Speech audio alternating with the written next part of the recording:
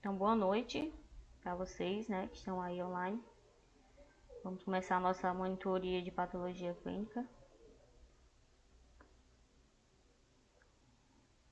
Nós vamos começar a partir da segunda aula, porque a primeira era só a introdução e a gente está perto da P1 e eu quero deixar esses assuntos, né, das aulas em dias para não faltar nada para vocês. Deixa eu só colocar o ponteiro. Opa. Aqui. Pronto. Vocês estão vendo a tela?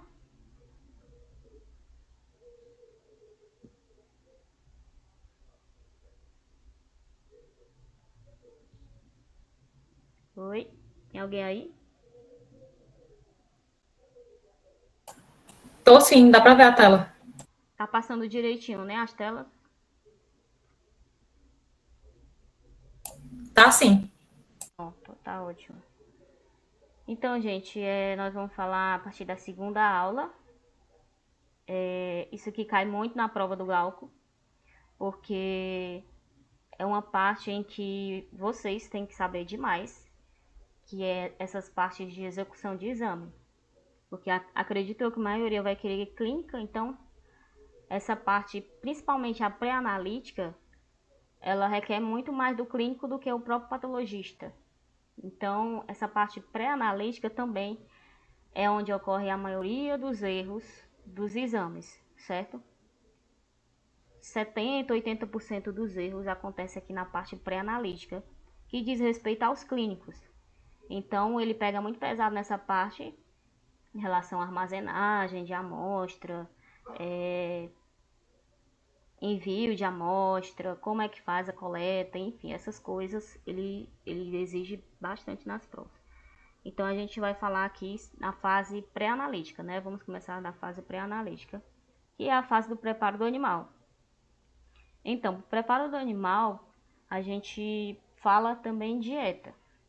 Porque para fazer um exame, dependendo do que aquele animal for fazer, ele tem que estar ou numa dieta hídrica, ou numa dieta alimentar, ou as duas, certo?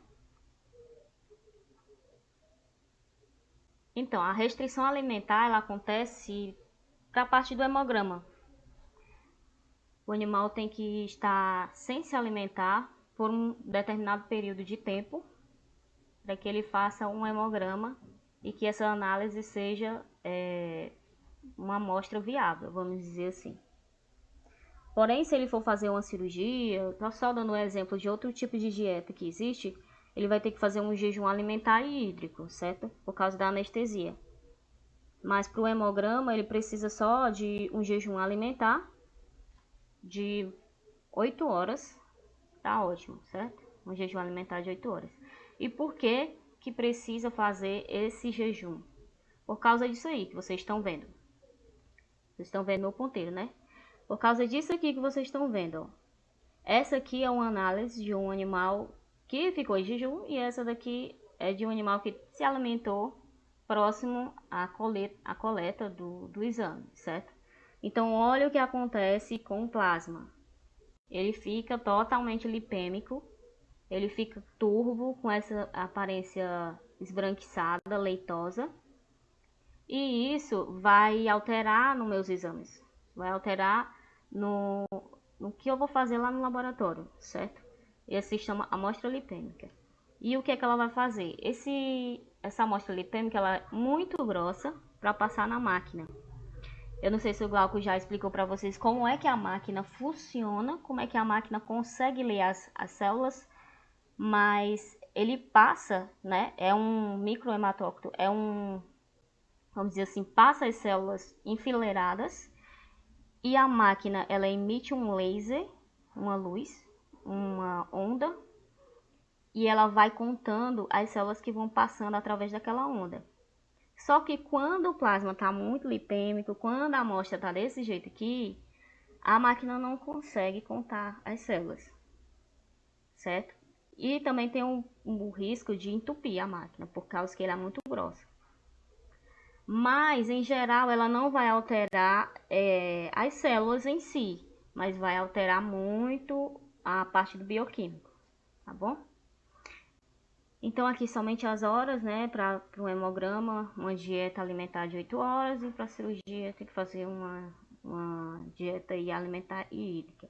E tem uma exceção de pacientes que você vai tirar, você vai coletar o sangue dele e o sangue dele vai estar sempre lipêmico, que são os animais diabéticos, os animais com distúrbios de tireoide e os animais com distúrbios do pâncreas exócrino. Esses animais aqui, não importa a dieta que ele faça, toda a vida que você coletar sangue dele vai estar lipêmico, certo? Outra parte do preparo do animal é o estresse físico e emocional que o animal pode ter na coleta. Isso também interfere bastante nos exames, certo? Vai alterar os parâmetros hematológicos, porque quando o animal está estressado, ele libera cortisol. Cortisol ele vai ter uma ação bem forte nas células, certo? Então, o que eu vou ver lá na frente, lá no laboratório, pode ser uma alteração não real. Pode ser uma alteração causada apenas pelo estresse que o animal teve na hora da coleta. Então, aquela amostra ela não é tão fidedigna assim, tá bom? E o manejo inadequado desse animal. Claro, né? O manejo inadequado vai gerar o estresse. E também em relação às catecolaminas, não só o cortisol que ele libera, né? Mas as catecolaminas também, elas vão alterar muito essas células. Os fármacos também tem que estar de olho nos remédios, nos medicamentos que esses animais estiverem tomando, né? Na hora de fazer a coleta de sangue, vocês clínicos têm que perguntar para o tutor, ele está tomando alguma medicação e anotar qual medicação é essa e quando mandar a amostra para o laboratório, vocês têm que colocar na requisição que o animal ele está tomando aquela determinada substância, tá? Por quê? Porque tem remédios que fazem com que as células sejam modificadas também. O exemplo disso é os corticoides, que é o famoso anti-inflamatório, esse aí que vocês estão vendo. Ele altera tanto parâmetros bioquímicos como hematológicos. E o clínico deve informar na requisição, como eu já tinha te falado, né? Corticoides e medicamentos adrenérgicos. Para vocês terem noção, o uso contínuo de corticoide ele causa no animal uma leucopenia, uma baixa de leucócitos para um animal que toma corticoide demais, sim, contínua. E quando o animal toma corticoide também, ele provoca uma persistência de neutrófilos. Então, quando o patologista for olhar aquela lâmina, o que é que ele vai ver? Ele vai ver neutrófilos hipersegmentados. Vocês se lembram que o neutrófilo ele tem uns lóbulos do núcleo dele de 3, certo? Mas quando ele está mais velho do que o normal na corrente sanguínea, quando ele está mais velho do que o normal na corrente sanguínea, o que acontece? Ele fica hipersegmentado. Muitos lóbulos a gente consegue ver, mais de 5. Então é um neutrófilo velho, que a gente fala. E os medicamentos adrenérgicos que eu falei aqui, eles têm um efeito excitatório e eles podem causar uma neutrofilia, né, um aumento de neutrófilo. E aí o clínico pode pensar que o animal tem uma infecção, onde na verdade não é verdade, onde na verdade não é verdade.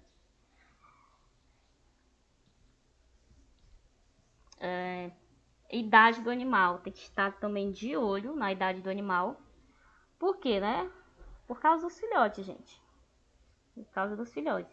Filhotes de 3, 6 até 8 semanas, dependendo da raça, né? Vocês vão ver em sinotecnia que tem raças que elas chegam a ser adultas mais precocemente. E tem raças que tem 1 ano e ainda é filhote. Aí vocês vão ver aí as diferenças das raças. Mas no geral, os animais que são menores, eles tendem a ficar mais velhos mais rápido. Por exemplo, o pinche com 6 meses já é adulto, né? Ele já consegue até procriar. ser papai. Mas um animal grande, ele demora demais esse processo de envelhecimento dele. Então, filhotes de 3 a 8 meses, né, vai depender aí da raça, vocês têm que ficar de olho por causa de vacinação, né? A vacinação deles vai causar uma linfocitose. Opa, tem gente querendo entrar. Permitir.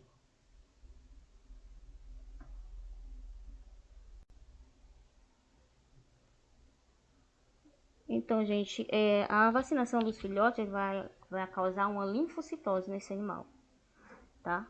E é muito alta mesmo. Então, tem que ficar de olho em relação se esse animal é vacinado, tá no protocolo de vacina, qual a idade dele também, porque tem aquela questão de anticorpos da mãe ainda, certo?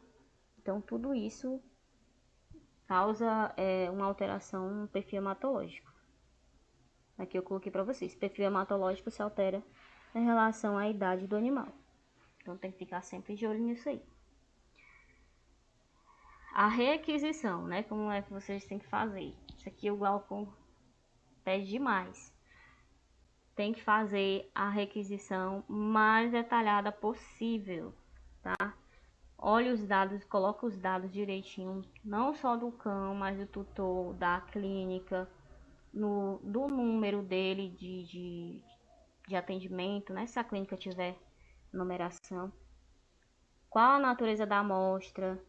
Aí vocês vão falar se o animal está tomando alguma medicação, tem que falar para o patologista. Se o animal, a idade do animal também é importante, tem que falar para o patologista. Então, isso daí é uma cartinha que vocês vão fazer para o patologista, para ele fazer o exame. Tem que contar tudo bem direitinho aí, tá? E o tipo de exame também, você tem que dizer para ele bem direitinho. Aí, em relação aos tipos de exame, o Glauco vai dizendo para vocês mais na frente, acredito na parte da P2, tá? Então, os critérios de coleta, você tem que saber qual é a espécie que você está lidando, né? Porque tem a questão da anatomia, também a questão de onde é que eu faço essa coleta em cada espécie, onde é melhor de coletar. A técnica também vai modificar de acordo com a espécie e tudo. E o instrumental. Então, o cachorro, você vai coletar geralmente o sangue dele na jugular ou então na veia da patinha, certo? Se for um cachorro pequenininho, jugular. Preferência jugular. Cefálica, radial e braquial, geralmente em cães maiores, tá bom? O gato, cefálica, às vezes, tá bom? Os bovinos, você vai lá no pescoço e tem a veia coxígea, que é bem grande, não dá para errar, né? E o bovino você tem que colocar uma certa força para poder retirar o sangue dele, porque a pele dele é bem grossa mesmo. Principalmente esses bovinos que a gente tem aqui no Nordeste, tem a pele bem grossa e resistente. Então é praticamente não é nem uma coleta, é um dardo que você vai jogar assim na pele dele para conseguir perfurar e retirar esse sangue. Ou então na veia mamária das vacas. No cavalo você vai coletar na tábua do pescoço, né? Que é bem famosa aí também. Aí aqui a gente tem duas fotos mostrando duas formas de você coletar, duas técnicas na verdade. A primeira foto aí vocês estão vendo que é a de vácuo, a seringa de vácuo, e a de baixo é a seringa normal, tá? Anticoagulantes. Aqui nós vamos entrar na parte dos tubos, né? Os anticoagulantes. Então, cada tubo ele vai ter seu anticoagulante. E tem tubo também que não tem anticoagulante. E tudo isso é muito importante vocês saberem, tá? Porque vai depender bastante do que você está querendo ver naquele animal. Por exemplo, se você quer ver alguma coisa de sorologia, você coloca num tubo que não tem anticoagulante. Porque é interessante que você tenha um coágulo para colocar na centrífuga e ele fazer a separação do soro com as hemácias e a massa branca que é dos linfócitos. Ela faz essa separação, tá? Se não tiver o coágulo feito, eu coloco na centrífuga e eu não vou ter soro, eu vou ter plasma. Vocês entendem a diferença de soro e de plasma? Pode abrir o microfone, que eu não tô vendo não.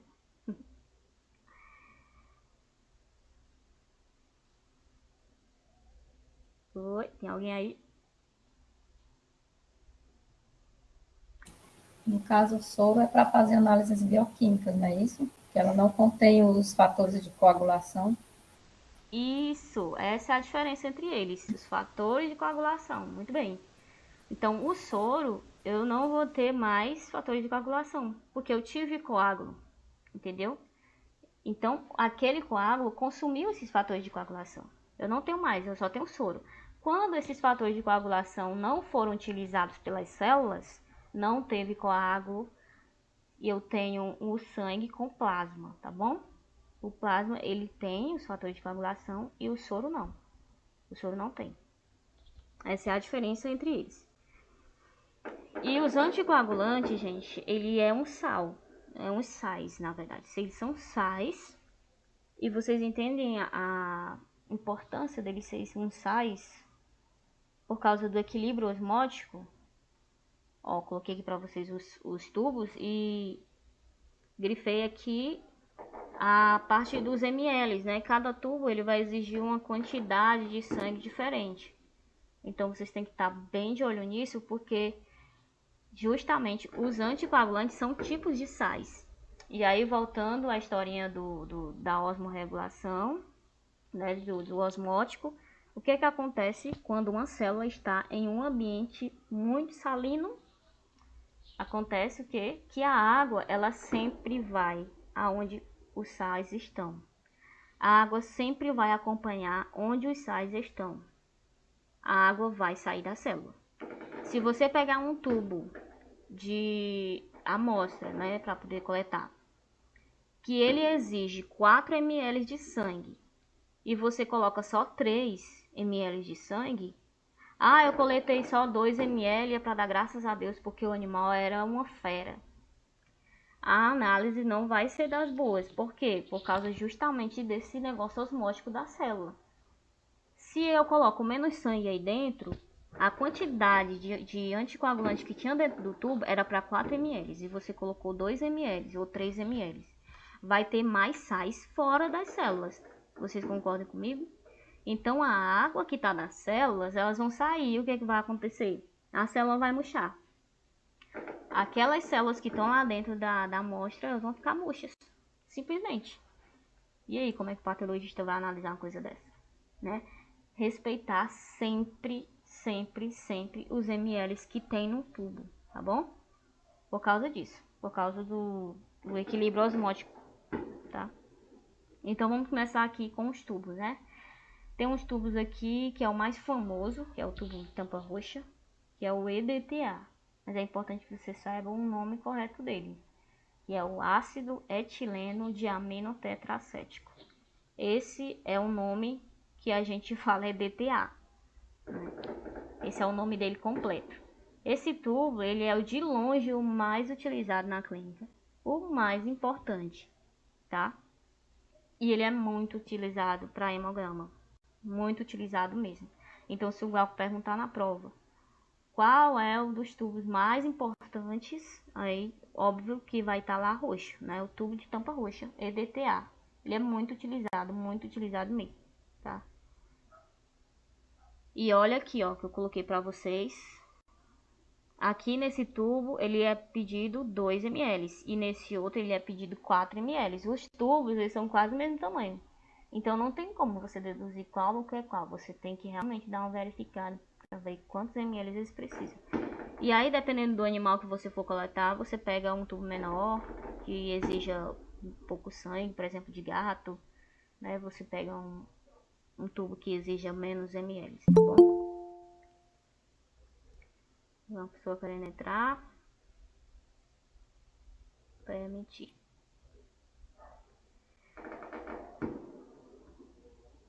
O tubo de tampa verde. Opa, pronto. O tubo de tampa verde, ele foi muito utilizado antigamente para fazer hemograma, tá? Porém, ele não é utilizado mais. Como vocês podem ver aqui no fundo do tubo, ele é tipo líquido, né? É heparina. Tem heparina sódica aqui dentro. Não é como o EDTA. O EDTA é como se fosse um pozinho branco. Aqui é como se fosse um líquido transparente mesmo. É a heparina, tá? Ele era muito utilizado para hemograma, mas ele dava muito problema. Às vezes, mesmo com anticoagulante, mesmo com heparina dentro, o sangue coagulava. Então ele foi deixado para trás na clínica de pequenos. E ele era utilizado ainda na clínica de grandes animais. Mas acredito que hoje em dia também eles já Thaís, teu trocaram. microfone está travando. Mas tá travando muito. Assim deve ser a Travou um internet. bocado agora na explicação. Começa de novo a explicar o tubo de heparina? Mas vocês estão me ouvindo direitinho agora, né? Sim, sim. Pronto. Então, gente, o tubo de tampa verde, ele tem heparina sódica e vocês podem ver aqui no final, no tubo do final, que ele é líquido, tá vendo? Ele é um tipo de um líquido. Se vocês pegarem um tubo de tampa roxa, o do EDTA, ele é um pozinho branco. O heparina não. A heparina ela é líquida. Aqui, ó. Vocês estão vendo aqui embaixo, né, do tubo, tem muito aqui. E esse tubo aqui, ele era muito utilizado para hemograma de pequenos animais, de todos os animais, vamos dizer assim. Mas ele dava muito problema, porque mesmo com a heparina dentro do tubo, o sangue coagulava. Então, ele foi sendo substituído pelo tubo de EDTA nas clínicas de pequenos animais. Hoje em dia nem se vê mais. E eles ficaram sendo utilizados na clínica de grandes animais, mas eu acredito que a clínica de grandes animais também está tirando ele, né? Estou colocando ele num cantinho e está utilizando mais o EDTA mesmo, tá bom? Então ele está em desuso hoje. Tubo de tampa verde. E aí, mais uma vez, a vocês olhar os ml. Esse tubo é enorme aqui, ele pega 9 ml. O outro tubo que a gente vai falar é o tubo de tampa azul. O tubo que tem citrato de sódio dentro dele, tá? O citrato de sódio, ele é utilizado para função plaquetária. Então, ó, teste de função plaquetária. Como é isso? Eu vou fazer o teste de TAP, que significa tempo de ativação da protrombina. Para entender isso aqui, vocês têm que saber como é a cascata de coagulação. Aí depois vocês olham um videozinho no YouTube, bem rapidinho, como é a cascata de coagulação. Aí vocês vão ver quem participa. A protrombina é uma das que participa dessa cascata de coagulação. Então, para fazer esse teste de função plaquetária, eu faço da TAP, que é o tempo de ativação da protrombina, e da TPTA, que é o tempo parcial da ativação da tromboplastina, certo? Essas duas aí são bastante importantes na coagulação. E esse tubo é só para isso, para função plaquetária. Eu quero olhar se as plaquetas estão funcionando direitinho. É para isso que esse tubo serve. O tubo de tampa azul, citrato de sódio. E outra característica dele é que ele tem muita quantidade de citrato dentro dele. É porque não dá para ver aqui, porque o papelzinho branco tá no meio, mas ele tem muito citrato aqui dentro dele. É muito nítido. Se vocês tiverem a oportunidade de pegar um tubo de tampa azul, vocês vão ver que a quantidade de anticoagulante que tem dentro dele é muito grande, tá? E só para frisar aqui, não é contagem de plaqueta, tá? É só função. Eu quero olhar se ela está funcionando. Eu não vou contar plaqueta. Para mim, contar plaqueta é outra coisa, tá bom? É só para olhar se está funcionando as plaquetas desses animais. Outro tubo muito importante, até porque hoje em dia está muito em alta, é o tubo de tampa cinza, que é o tubo que tem fluoreto de sódio. Ele é para... Eu botei fluoreto de glicose. É fluoreto de sódio, tá? Ele é para teste de glicose. Eu coloquei floreto de glicose. Ah, meu Deus. Ele é para teste de glicose, especificamente para isso. Ele é só para isso. Ele é o único e específico. Só para isso. Só para me olhar a taxa de glicose no sangue. E hoje em dia a gente está tendo muitos animais obesos, muitos animais diabéticos. Então, esse tubo está muito em alta. Ele é um dos tubos mais utilizados na clínica. É o tubo de tampa roxa, o tubo de tampa cinza e o outro mais utilizado é o tubo de tampa vermelha, que a gente vai falar dele já já, tá? Então, esse é específico para esse teste de glicose. E como é que ele age, né? Esse fluoreto de sódio, ele vai formar uma capa em volta da hemácia do animal e vai impedir com que essa célula consuma a glicose que tem dentro da amostra. E aí o que vai acontecer? Vai preservar a glicose que tem dentro da célula e aí eu vou poder analisar quanto de glicose aquele animal tem, entendeu? Eu vou praticamente selar a hemácia para ela não consumir a glicose que está no tubo e vou contar quanto de glicose tem dentro dela, para ela nem perder glicose e nem consumir. Eu quero o tanto X de glicose exato que tem dentro da célula, como se ela tivesse no corpo do animal. É por isso que ela é só usada para isso, tá? Para glicose. E aqui em cima não é floreto de glicose não, é floreto de sódio. O tubo de tampa vermelha, que é o outro mais queridinho das clínicas. Ele não tem anticoagulante. Não tem anticoagulante. É por isso que tem um nome aqui na tarja dele, vocês acho que dá pra ver. Aqui tem um nome ativador de coágulo. Ou seja, eu quero que o sangue fique coagulado aí dentro. Entendeu? Por quê? Porque eu quero fazer análise do soro do animal. Eu quero soro. Então, para mim ter soro, eu preciso que o sangue fique coagulado. Para ele consumir os fatores de coagulação.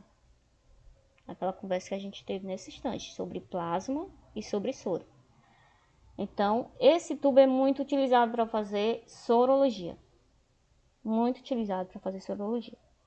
Então, o sangue vai coagular, eu vou colocar numa centrífuga e ele vai separar as células do soro e a partir desse soro eu vou fazer dosagens bioquímicas e vou fazer sorologia, certo? Outra coisa que faz parte da fase pré-analítica, né, especificamente da coleta, é as seringas. Nós temos aí dois tipos de seringa. Nós temos as seringas convencionais, que são essas graduadas, que todo mundo conhece. E tem de vários tamanhos, aí vai depender do animal que você vai coletar o sangue, tá? Geralmente, na clínica de pequenos animais, a gente utiliza essa de 3 ml, tá? E vocês têm que ter em mente também que vocês estão lidando com uma coisa biológica. Uma célula é muito sensível, tá? Então, qualquer coisinha destrói a célula. Qualquer coisinha faz a hemácia se romper. A pressão que você coloca na seringa para tirar o sangue da veia, se você colocar muita pressão, se você puxar o êmbolo muito forte para sugar o sangue muito rápido, o sangue vai passar muito rápido pela seringa, pela agulha da seringa, e vai causar a lise das hemácias. Se você utilizar uma agulha muito fininha também, vai causar a lise das hemácias. Então, é uma coisa muito sensível mesmo. Vocês têm que fazer na maior calmaria da vida, certo? E tem outra seringa que é a seringa do sistema a vácuo, que é essa daqui embaixo.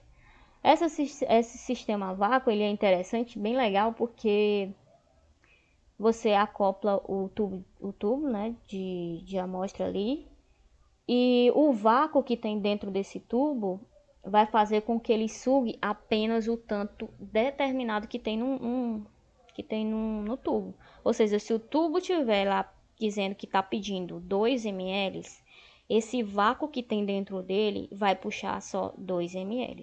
Então, esse sistema a vácuo é muito interessante porque você não tem esse problema de botar sangue de mais e sangue de menos. O vácuo que tem dentro dele já é para puxar só aquele tanto X de sangue, tá? O acondicionamento da amostra. Isso aqui é a cara da prova, tá? É a cara da prova. O acondicionamento da amostra. Como é que você vai acondicionar essa amostra? Como é que você vai fazer com que ela chegue no laboratório? Você vai ter que colocar ela em uma temperatura, tá? E preservar ela nessa temperatura. E tem tanto X de horas para você entregar no laboratório também. Então aí tem uma foto que vocês estão vendo, é uma foto de um isopor tirada de cima. Então vocês estão vendo o quê? Que tem uma gradezinha, que eles colocaram os tubos de amostra na gradezinha, para que para o tubo não chacoalhar na viagem e para o tubo não ficar em contato direto com esse gelo, né? Esse gelo é esse saco branco aí, para ele não ficar em contato direto com o gelo.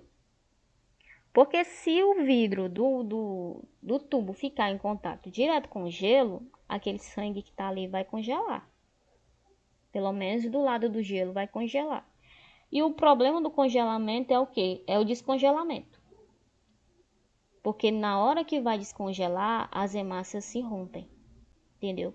Então não tem como você congelar um sangue para descongelar e fazer uma amostra que belíssima. Não tem. Porque no momento do descongelamento, aquela hemácia ela vai se romper, tá? Então você tem que manter somente refrigerada. Daí outra foto, tem a gradezinha, você coloca o tubo dentro, lá está o gelo, fecha e manda para o laboratório. É dessa forma que você faz o envio das amostras, tá? E aqui está a temperatura, você pode acondicionar ela entre 2 a 8 graus Celsius, tá? Isopor mais gelo. Então, o professor Glauco perguntou na prova passada sobre isso, sobre acondicionamento da amostra. É para congelar? Não é? Qual é a temperatura? Isso cai na prova bem direitinho, viu? Ó, a amostra não pode ficar em contato direto com o gelo, justamente porque ela vai congelar, tá? E no ato do descongelamento, as células elas acabam se rompendo. E o tempo para levar essa amostra para o laboratório, você tem aí até 48 horas, mas a amostra ela consegue ficar até 48 horas de acordo com a literatura, mas os laboratórios não recebem uma amostra com 48 horas. Você tem que levar no mínimo até umas 24 horas, tá?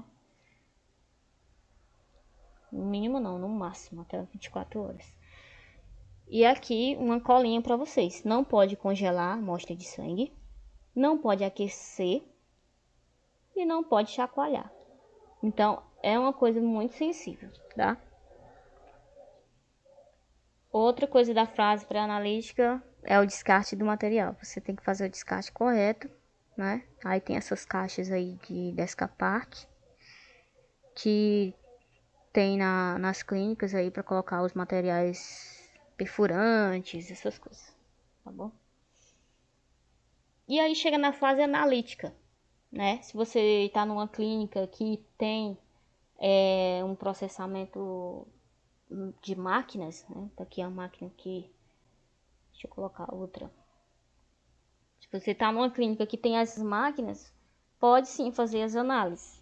Mas lembrando que é só um resultado que vai te dar um norte sobre o que está acontecendo com aquele animal.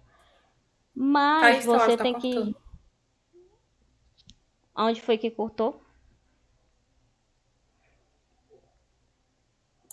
No final da explicação passada, que tu falou Opa. sobre não chacoalhar a amostra, e esse comecinho. Ah, aquele lá é só para não chacoalhar mesmo a amostra, porque ela é muito sensível, tá bom? E isso requer de vocês, né, os futuros clínicos. E aqui eu falei do descarte do material, agulha, seringa, essas coisas. A agulha vai aí dentro, que é material perfurante. Tem essas caixas próprias para isso. E aqui chega na fase analítica. E vocês, como clínicos, pode ter na clínica de vocês aquelas máquinas que fazem, né, a análise. Então, vocês podem participar aí, né, da fase analítica em si. Mas, Thaís, lembrando... Oi? continua cortando. Nossa, será que é a internet? E agora tá melhor? Eu vou tentar falar mais devagar. Mas até agora tá dando certo? Vocês estão entendendo? Tá cortando ainda, Thaís. Nossa, será que é a internet, hein?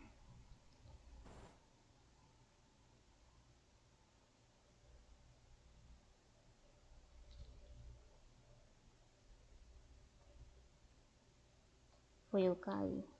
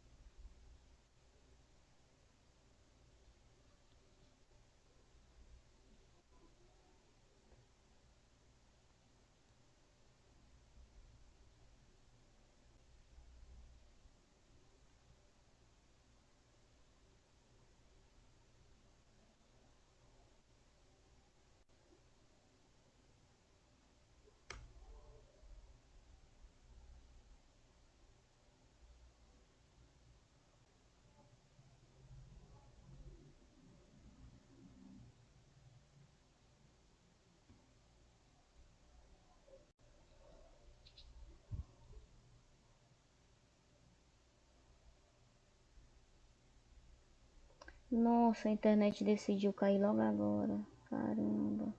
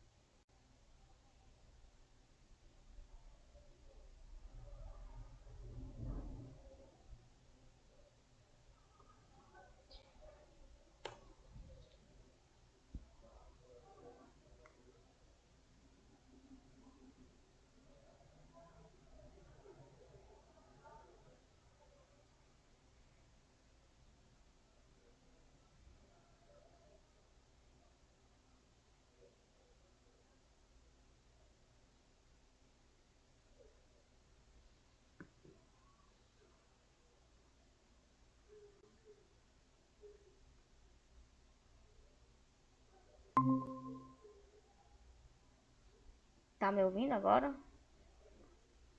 Pronto, vocês estão me ouvindo agora? Meu Deus, foi a internet. Sim, estamos te ouvindo, Thaís. Agora deixa eu colocar de novo a tela. Compartilhar.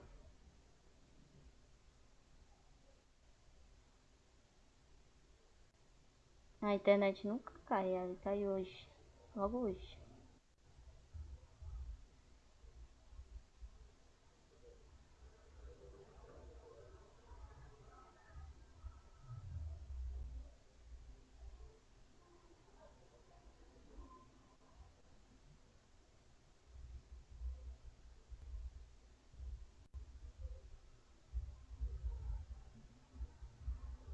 Vocês estão me ouvindo ou travou de novo, será?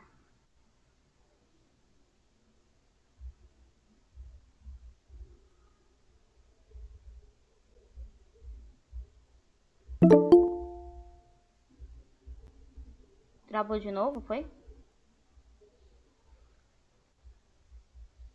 Isso. Pronto, vocês estão vendo a tela? Sim. Aí travou aqui, não foi nesse... Vocês querem que eu repita nesse parte da condicionamento da amostra?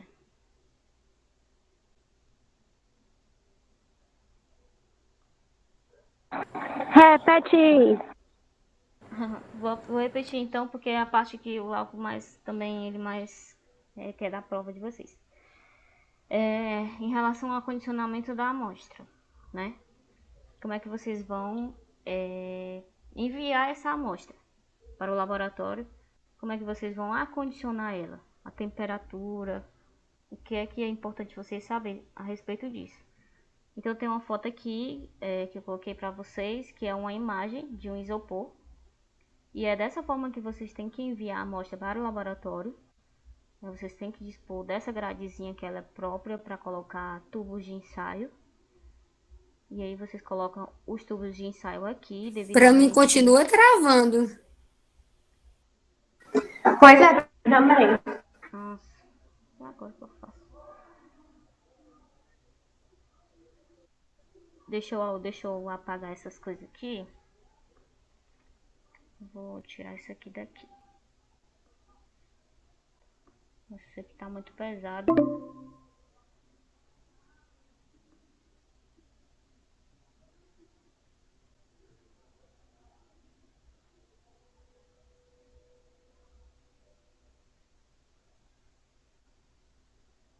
Estão me ouvindo?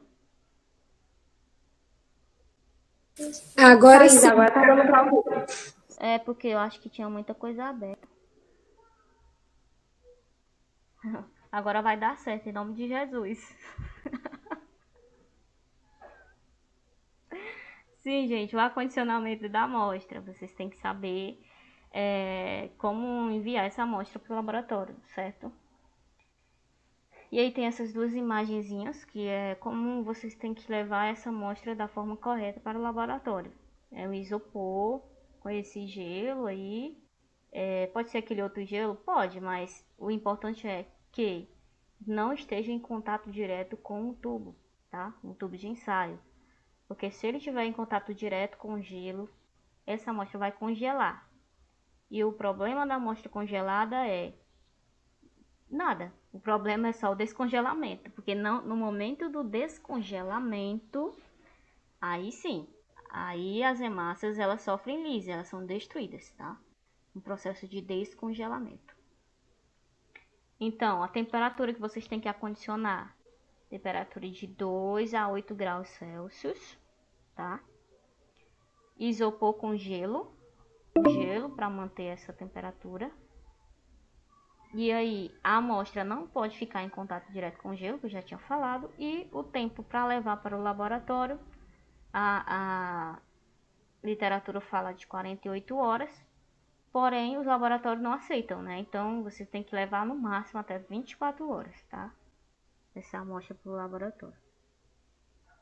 E não pode congelar a amostra, não pode aquecer e não pode chacoalhar.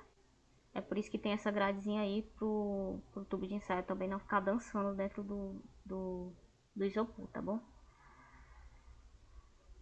E aí tem o descarte dos materiais, que você utiliza essas caixas como próprias para colocar produtos perfuro cortantes, tá? E aí dentro vai agulhas, vai... meu Deus, aquele negócio que corta, me esqueci. Esqueci, o bisturi. Isso, bisturi. Vai, tudo que for perfuro cortante vai dentro dessa caixinha, tá bom? É o material para descartar. E aí chega na fase analítica. Saímos da fase pré-analítica e chegamos na fase analítica, que é o processamento em si da amostra. Então, se você tiver numa clínica que tenha essas máquinas, elas de certa forma fazem essa fase analítica. Essas máquinas, elas temos o contador automático de hemácias, né, hematológico, e tem um analisador bioquímico semiautomático. Mas é bom frisar que máquina não consegue ver o que o ser humano vê, o que o patologista consegue ver, certo?